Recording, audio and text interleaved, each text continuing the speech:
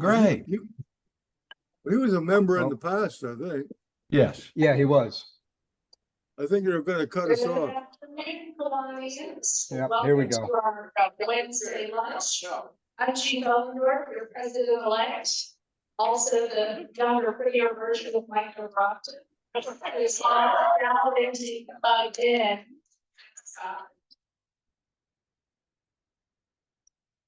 We're very happy to have you all here with us today, and I see guests as well. Wonderful.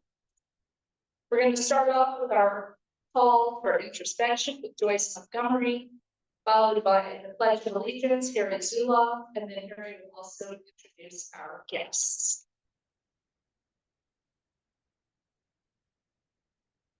Good afternoon. While I was searching for exactly what I was going to do today, I came across the story, and it made me think the story has the same kind of meaning as the Kiwanis mission statement does. And our mission statement is, Kiwanis is a global organization of volunteers dedicated to improving the world, one child and one community at a time. So once upon a time, there was an old man who used to go to the ocean to do his writing. He had a habit of walking on the beach every morning before he began his work. Early one morning, he was walking along the shore after a big storm had passed and found the vast beach littered with starfish as far as the eye could see, stretching in both directions. Off in the distance, the old man noticed a small boy approaching. As the boy walked, he paused ever so often, and as he grew closer, the man could see that he was occasionally bending down to pick up an object and throw it into the sea. The boy came closer still, and the man called out, "Good morning. May I ask, what is it that you are doing?" The young boy paused, looked up, and replied, "Throwing starfish into the ocean. The tide has washed them up on the beach, and they can't return to the sea by themselves." The youth replied, "When the sun gets high, they will die unless I throw them back into the water." The old man replied, "But there must be tens of thousands of starfish on this beach. I'm afraid you won't really be able to make much of a difference." The boy bent down, picked up yet another starfish, and threw it as far as he could into the ocean. Then turned, smiled, and said, "It made a difference for one." Small differences add up and can inspire those around us to believe in the capacity to make a difference. Which starfish will you pick up today?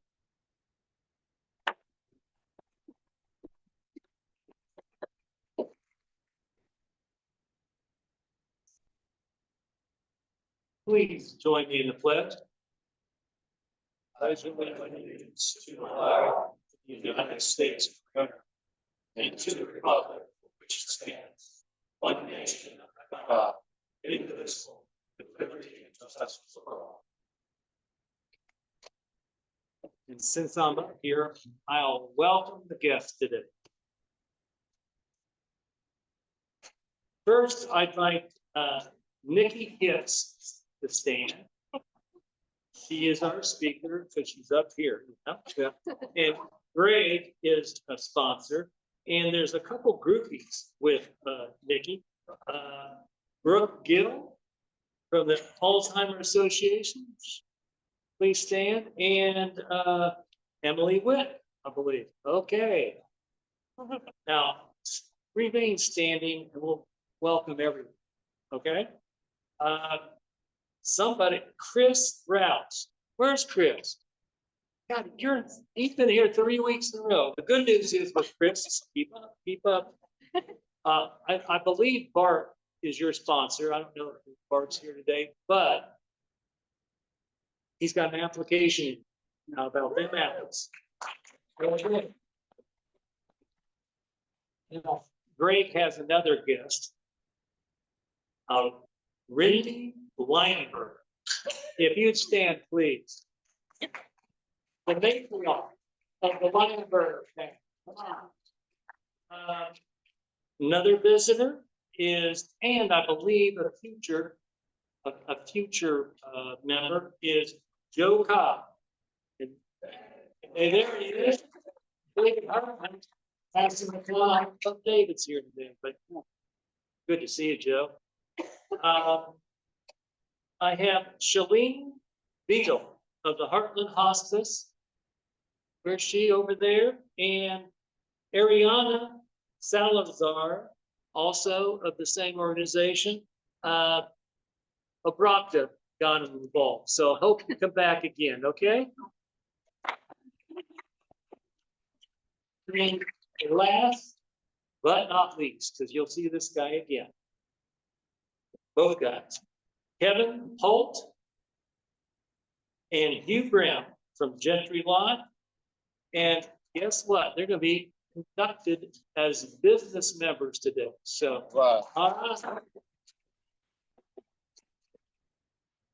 I think that's it. So, thanks everyone for coming. Thanks very much, Gary. Now I'm going to welcome up Pine nicely, and Pine is going to introduce a very special guest we have with us today, who is also going to share some remarks. Good afternoon, Kiwanis. Afternoon. You know, it's always good to introduce people who work hard and produce good outcomes. And it's my pleasure today to introduce one of those people. I had the pleasure of working with Andre back in the day when she was Lieutenant Governor. I became Lieutenant Governor. A few years later, Lloyd Tennant became Lieutenant Governor again, and enticed me to do it again too. When I got through, I had to find somebody to replace me, so I found Don Witt. And Don Witt came in and served 2 years, did a great job. And behind Don, we had to find somebody, and we did. We found April at the Forest Club, April Farmer, who's now our Lieutenant Governor. She was one of the original organizers for the Forest Club. She was the second president they've had, and she's led that club since the beginning. She has now served in her second year as Lieutenant Governor, and is soon to rise to the level of our Southwest trustee. She's an energizer bunny. She travels almost as much as your Kiwanis Club president. I got a quick story to tell you about that. The year I was elected president of the Bottom-Time Club, no, vice president of the Bottom-Time Club, my president called me. We took office in October 1. November 30th, he called me and said, I'm gonna be out of town for a little bit. Will you cover? I said, yeah. When are you coming back? He said, April. April. You might be in trouble. Anyway, it is a great pleasure to introduce to you your Lieutenant Governor and soon to be Southwest Virginia trustee, April Farmer.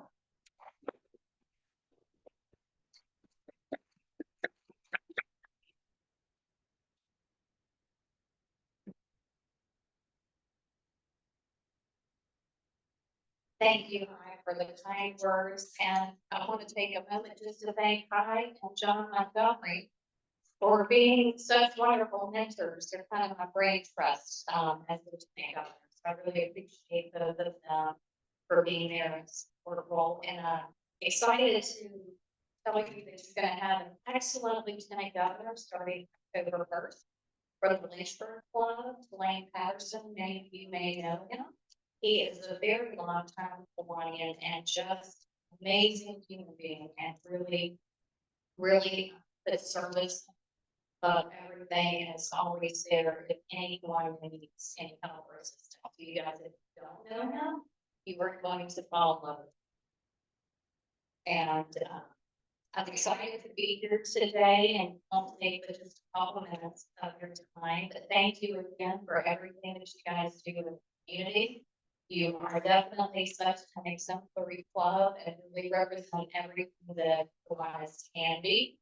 And it's just always a treat to actually look at your calendar and see how much you guys are doing in the community and how much you're doing with each other.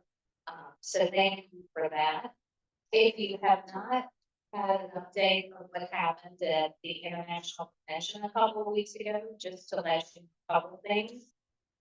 It was finally passed that there's gonna be a small dues increase.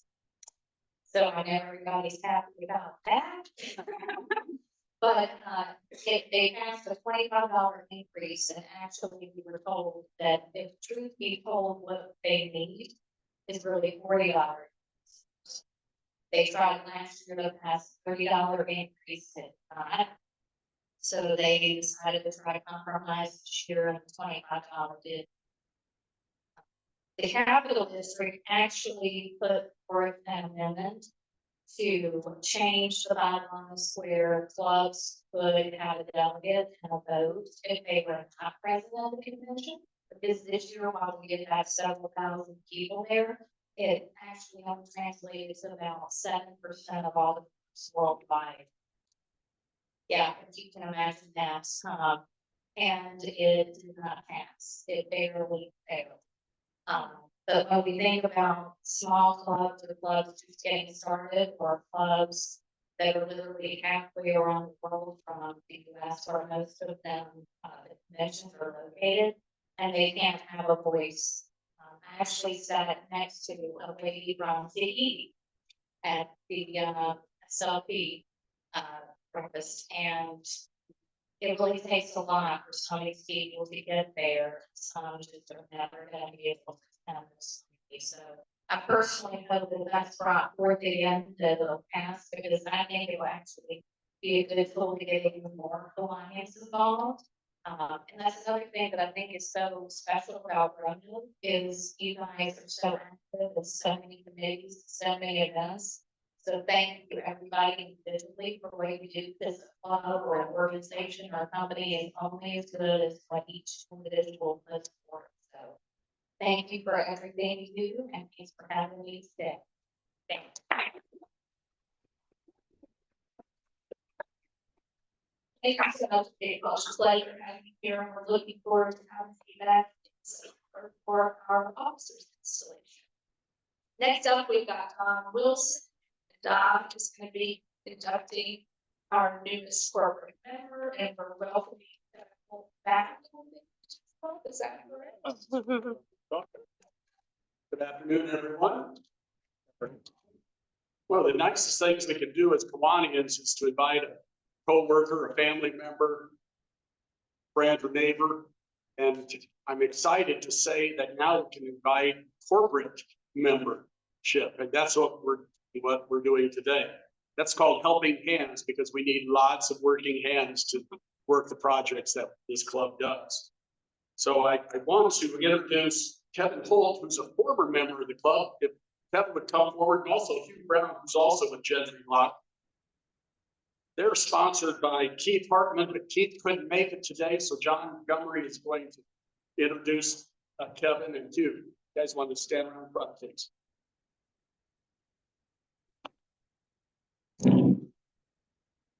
Don.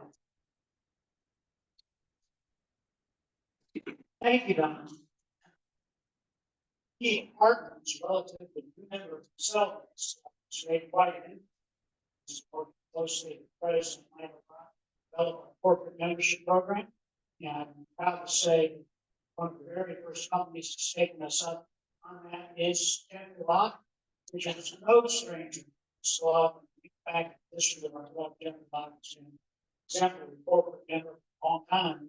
One time during my 28 years in the club, Gentry Lock had 8 members in the club. Several who have been distinguished presidents, Tom Miller, I think Dick Race. Dick Race even championed a scholarship, which the firm sponsored his men. So Jim Roanoke is no stranger to our club. It's great to have him represent us again. Kevin Holt has done the same. Or remember, supposed to say the turn of the century sounds longer ago than me. It was roughly 2000. What's this century? Yes, and I would say, can't say that I was thinking of Walter Wild, and I was sure that I'm proud to say that Kevin was a University of Virginia graduate and law school there as well. And you are really just know you for about 15 minutes. Can you tell us in a paragraph a little bit of your background?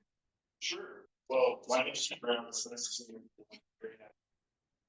I grew up here in Town to begin practice, which is about 3 years ago. It's been really great to be home. I work in our earnings transaction practice, so involved commercial transaction. Just really happy. Please welcome Kevin.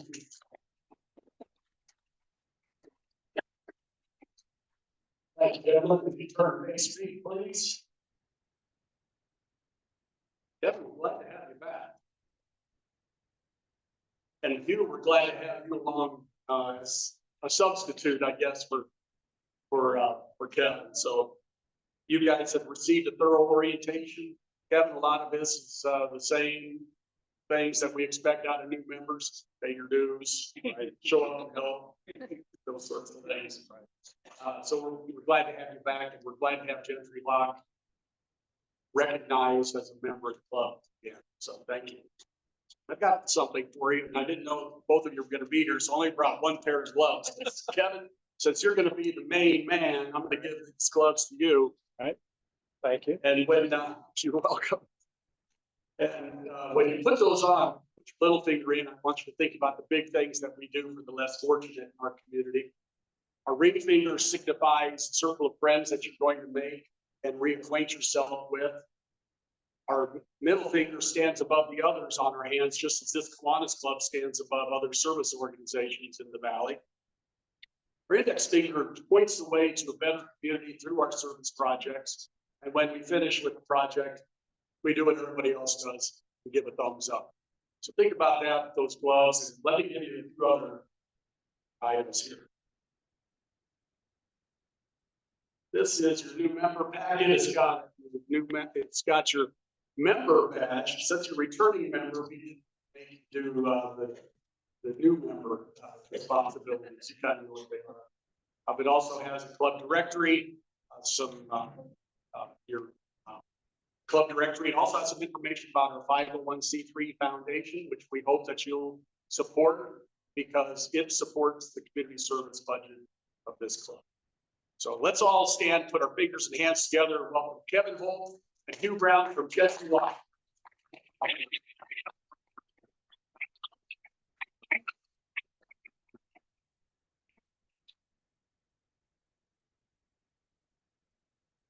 Thank you so much, Don. I'd like to put my hands together with that picking outfit that Don's got on today. Awesome, tip to toe. I hope you got a picture. All right, a few announcements. As you know, we're still in the midst of this horrible drought, and our garden needs your help. Nature Garden needs your help. If you're willing to sign up to be part of our water brigade for that, we have sign-up sheets on the table.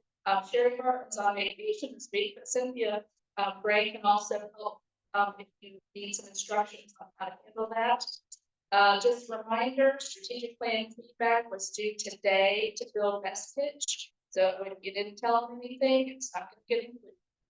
Book club meets next Wednesday, July 24th, 6:30. This is a different time from the usual. And please don't forget, we've got our Bill Mountain Star ribbon cutting next Thursday. That's July 25th at 10 o'clock up at the Star. So this is for Bauer Heating and Air, who won our Star auction. And we're going to have a program similar to what we did last year. It'll be a ribbon cutting with the Chamber of Commerce. We'd love to have you join us, and you're welcome to bring any guests. We've also got a great social coming up with Stony Brook Vineyards. This is Saturday, July 27th at 1 p.m. Andre Brooks, our fund committee, has worked really hard on putting this together. So we've got a sign up sheet on the table here for that. It's $15. John can bill you for that if you want. There'll be a food truck there as well as live music. Chick backpacks. Well, congratulations. Betsy made one announcement last week that this club in its generosity has fulfilled all 50 backpacks that we need. Backpacks are gonna cost $50 a piece, so that's a substantial contribution. We certainly appreciate it. If you haven't paid yet, it's okay. Let John know. You don't need to give us the money directly. John will take care of it. And next up, I'm gonna ask Don Witt to come and talk to us a little bit about the Duck Derby. Thank you. The Capital District Kiwanis Foundation is conducting its largest fundraiser by selling raffle tickets for a chance to win 750, 500, or 250 for one $50 gift cards. Last year, Eddie Barnes won $250. Bruce Swanson and John Montgomery won gift cards. So this club is well represented. But the prizes are secondary. Your purchase supports 11 pediatric hospitals serving the Capital District, of which Korean Clinic or Korean Hospital is one of them. You can buy entries for 10 entries for $5, 30 entries for $10, or 60 entries for $20. The winners are drawn at the convention this August. You don't have to be in attendance to win. Roanoke has been a leader in supporting the foundation, but checking the last data, we're only in fifth place in the district as far as contributions. Number one is Danville. Are you guys Danville? Beat you out? Come on. We need to step it up. Purchases are you can purchase using a QR code. It's on the table or in the newsletter. If you don't want to fool with that, it's fine. I can enter for you as long as I'll use your address, phone number, and address that's in the directory in order to do that. Unless you tell me otherwise. So the foundation thanks you for your support. A lot less than $50. So go ahead. Thanks, Don. And I will mention, we definitely had some lucky winners in this club in the past. There, John Montgomery, I think, was one before. He wins lots of things according to Joyce. One footnote to the announcement about the Stony Brook Vineyards outing.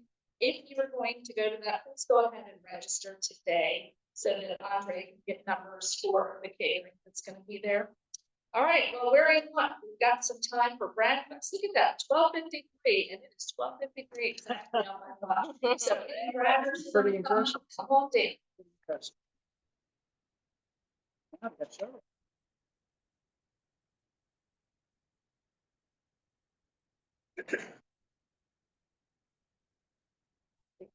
Thank you.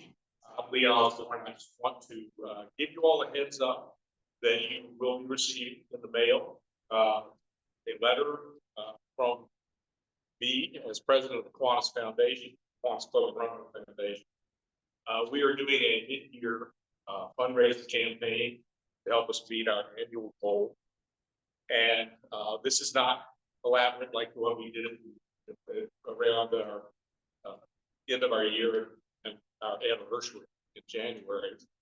We're not having any door prizes or drawings. We're just asking you to write checks.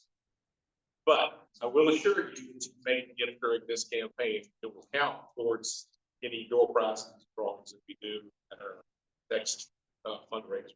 But we figured it made sense to try to continue to put the foundation in front of everybody, make you aware.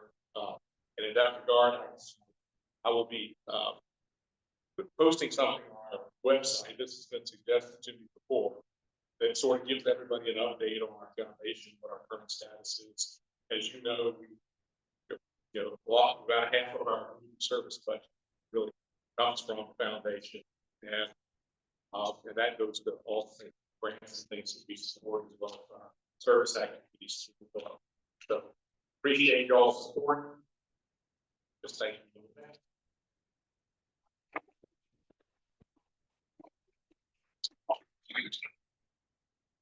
Well, I'm at Schleifer, I provided a check to John earlier today, recently celebrated 40th anniversary, 20th birthday. And next weekend, I'll celebrate my 47th wedding anniversary, my good bride Beth, who I must say is about 4 or 5 years ago.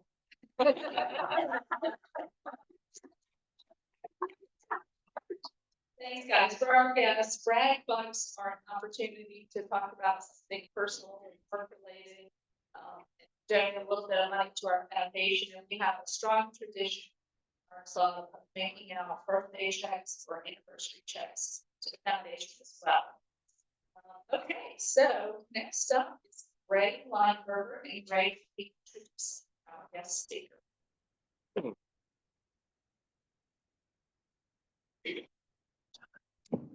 Everybody, I'm Greg Lineberger, not seeing this is shown on the agenda here for tonight. Younger, prettier. Well, I'll just settle here. Before I introduce Nikki, I'd like to share just a little bit about my life. I'm both the son and greatest of remarkable men who led those around them, grace, passion. That's Louis Lineberger and Sam Lineberger Jr. Members of the Junior Business Hall. Many of you knew them as Kiwanis, but everyone would tell you that both belongs, in the true gentleman. When someone goes out, they tell you how much they respect his father. It's a powerful experience. I returned to Roanoke a couple of years ago to contribute my talents to the company that we both ran. And I can tell you I'm blessed to have that experience on nearly a daily basis. Now I move back to 2 other things. To dedicate more time to helping and serving others, which is a big part of why I'm in Kiwanis, but also to support my parents. As my father Sam travels down the Alzheimer's journey. Sadly, we know this path well as my grandfather Louis traveled in Puerto Rico. Now, a couple of you have asked about that. I'm blessed to give you a today. He lives at Brandon Oaks in the so he greets his nurses each morning by singing. And he delivers the daily forecasts to the other residents every day. He's cheerful, he's talkative, and we're so fortunate that we can still celebrate big events with him, like the birthday we had for him this past weekend. We're more fortunate because his sister was less. Sadly, while she is 5 years younger than my aunt passed away last year. Well, my father's path has been a fairly gentle but consistent. First was partial. So we will take every bit of good news that we can get. Now, the best news would be a cure that brings my dad all the way. And I dare hope that comes. But I do hope for news that will make a difference for me, my brothers, cousins, and my own son, John. That's the kind of news that only happens with a great woman, and also probably a lot of money. But I believe it's possible. And then until then, there's a tremendous need for education, awareness, and support for those dealing with struggle. That's the mission of the Alzheimer's Association. It's resonating strong. So I'm going to do what I can help. And one of the things they can help is spreading the word about the good work they do. I can't think of a better group to speak to than the Valley's largest civic organization across the front.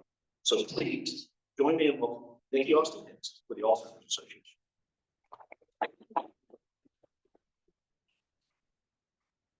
Given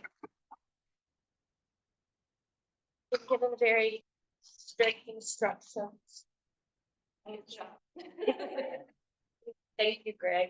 That's a great introduction. It's very, very hard for you. So I really appreciate sharing with us. He's got me a little tore up, so. So what I'm going to do is I'm going to tell you a little bit about Alzheimer's Association. And then I'm going to tell you what we're doing here locally, as far as our walk goes. And then I'm going to introduce, I think Carrie called them my groupie, but I'm calling them my sidekick. Because she does great things. And I also want to thank Emily, our community engagement chair, for being here, Emily Witt, and Joe Cobb, as our executive leadership team. And of course, Brooke. Brooke here just. So, Alzheimer's, 3 in 1 seniors have Alzheimer's. 3 in 1. That it has grown significantly over the years.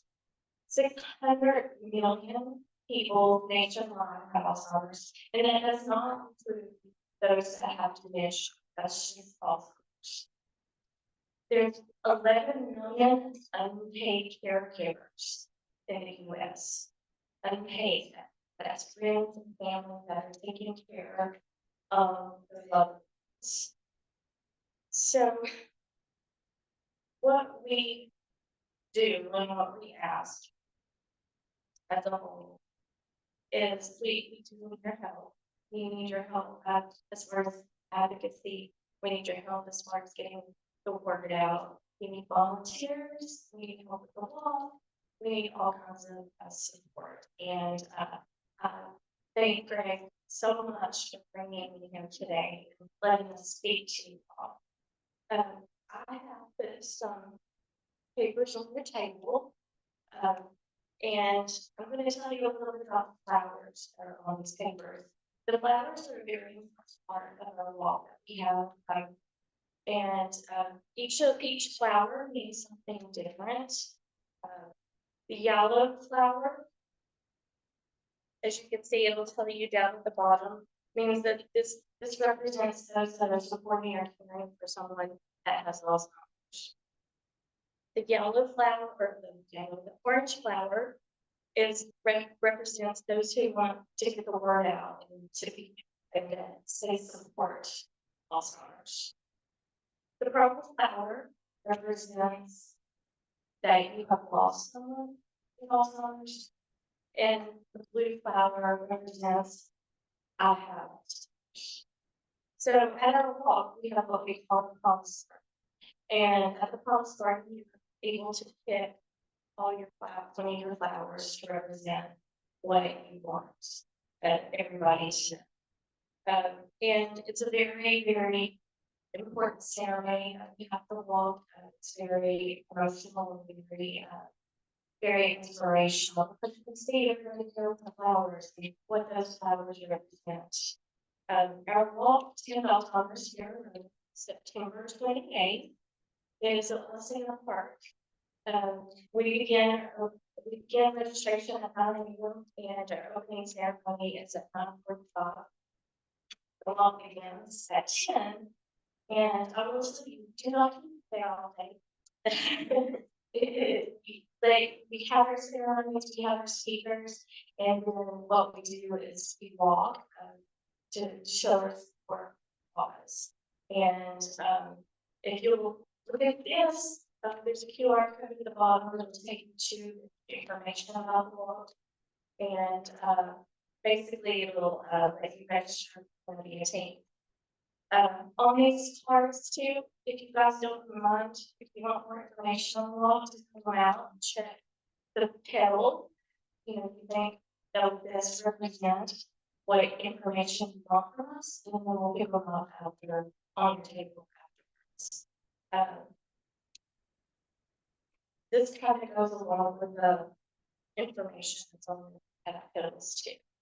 But I'm going to ask Brooke to come on up because she's got the important stuff. The things that you want to know what we're doing.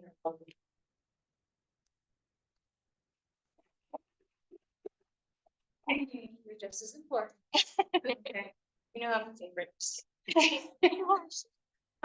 Nikki kind of talks about the what, and I talk about the why. So the why we walk is because last year we raised $100 million for walk alone across the nation, right? And in the previous year in 2023, we spent $100 million to research to find that.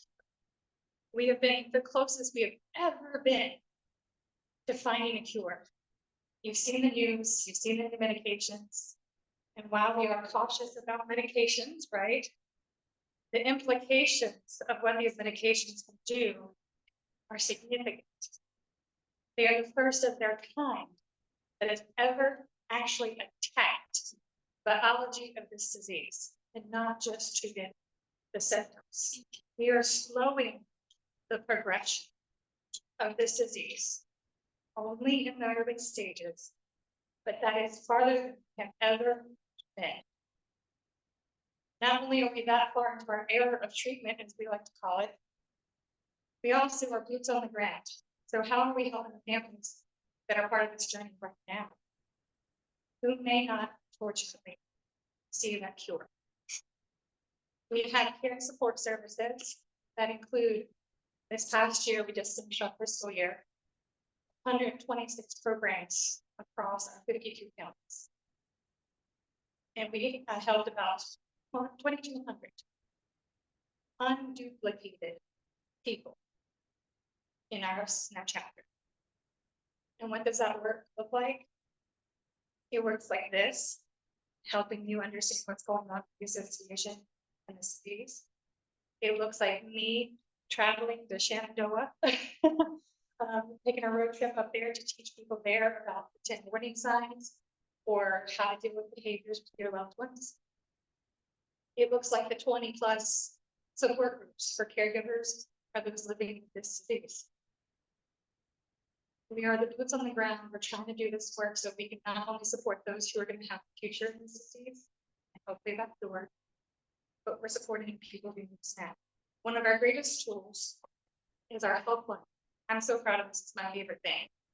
I'm out here doing this work, right?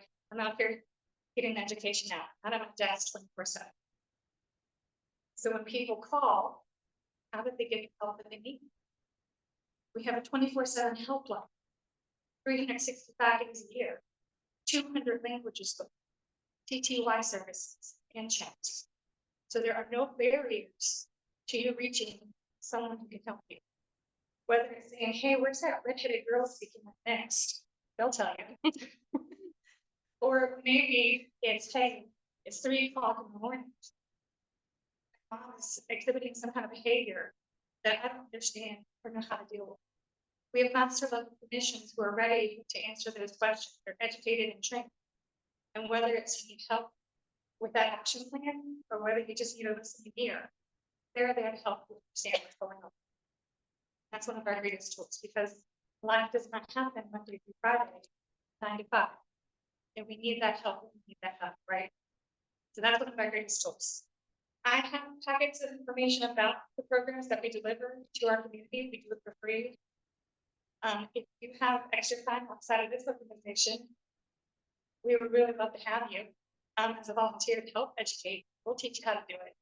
Trust me, I'm pretty good at it. The other piece that we do is advocacy. This is super, super important. There is a law that's going through the Senate here in Virginia that requires all first responders to be trained, educated, states. Last year, we got passed that police officers going through the academy must be trained and educated. You can imagine how desperate a situation might get.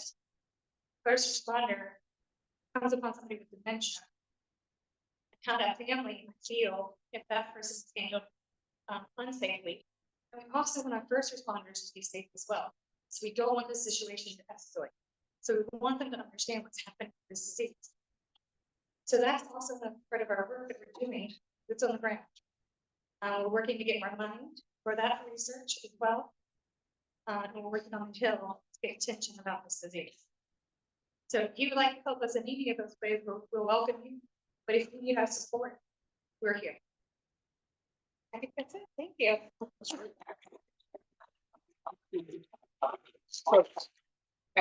With respect to the walk, just so you all get the full picture here. So it is a fundraiser. The idea is you recruit people to walk and that those people go out and solicit, donations per mile or just whatever. Here's $20 for walk, whatever. So I have established the Lineberger Family and Friends team. So anybody who would like to join our team, I've got a code. I'll send you an email. I meant to kind of have that done today. I've worked on my page some. But let me get it typed up. Good. Anyway, so I've got a team that is welcome to any and all. But honestly, I really am hoping to spur a couple more teams out of this. You know what I'm saying? I'm going to chase down folks I chase down. Again, if that doesn't happen, it doesn't happen, and you're welcome to join. But if you feel called, right, and if this is important to you, I'd love to see you lead your own team or think about pulling together. So I wanted to mention that as part of the big picture. I can probably send some follow-up email information with the code to my team, et cetera. But just wanted to throw that. Yeah, we'll get that newsletter. Sure. Did you all want to answer? We can. Yeah, any questions? Okay, so if anyone has any questions, you can ask them now. Just in case. I'll ask you all to repeat the question for our folks who are on Zoom. Did I read somewhere that the flag was not being caused? So repeat the question. You want to know that plaque was not the main cause of Alzheimer's. There's over 100 types of dementia, and Alzheimer's is the most prevalent, and that's why you hear about it the most. And each one has a characteristic caused by different pieces of the disease.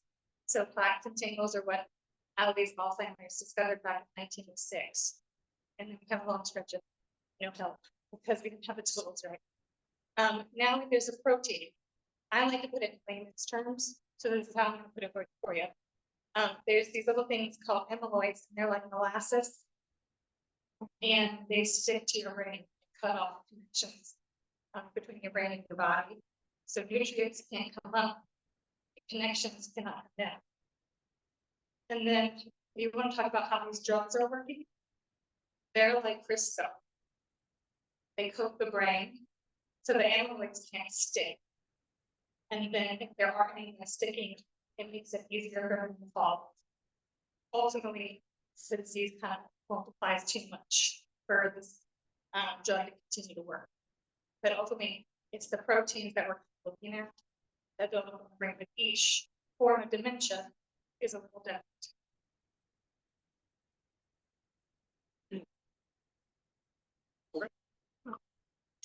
Well, thank you very much, ladies, and we have an honorarium for you.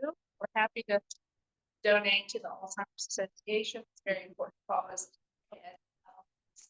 And as Greg noted, it has affected individuals in our club, as well as some of us who have family members. My father passed away from Alzheimer's about 20 years ago, and I was one of those unpaid caregivers at the time. So I'm very happy to see all the recent research that's being done now. And as we are aging and living much longer, it's very important for us. Next week, we have a pretty fun guest speaker, and this is going to be the Moonshine Trail Project. I hope we get examples. Hey. I don't know if we need a liquor license for that.